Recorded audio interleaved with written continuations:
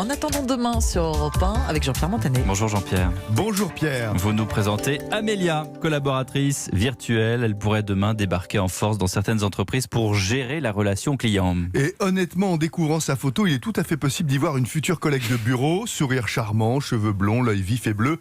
Impossible pourtant de la croiser à la machine à café. Et pour cause, Amélia est un avatar.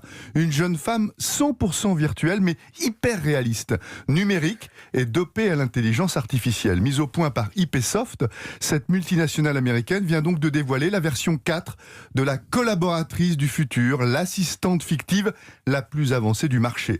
Elle donne un sacré coup de vieux au chatbot, un robot déjà has-been avec qui on peut être amené à dialoguer pour obtenir des infos auprès de sa banque, sa compagnie d'assurance ou son opérateur téléphonique. Vous avez l'air séduit, mais qu'est-ce qu'elle a d'extraordinaire cette Amélia? Son apparence bluffante déjà, ce qui fait qu'on n'a pas l'impression de parler à une machine impersonnelle, c'est plus vrai que nature. C'est aussi, comme on dit chez les chasseurs de tête, une tronche Amélia, dotée d'un cerveau nourri à l'intelligence artificielle.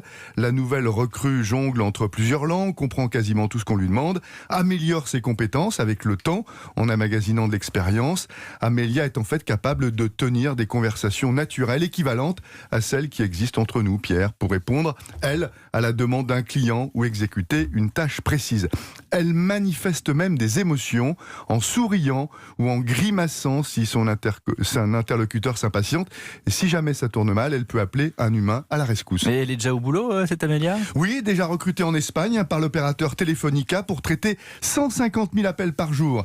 Essentiellement des tâches répétitives pour l'instant, tout comme les inscriptions des étudiants qu'elle gère en tant que concierge à l'école hôtelière de Lausanne. Une banque française serait sur le point de l'engager pour un service premium, 24 heures sur 24, avec ses clients détenteurs de stock options. Le patron d'IPsoft table sur des embauches massives de son bébé qui pourrait à l'avenir représenter 30% des effectifs dans certaines entreprises.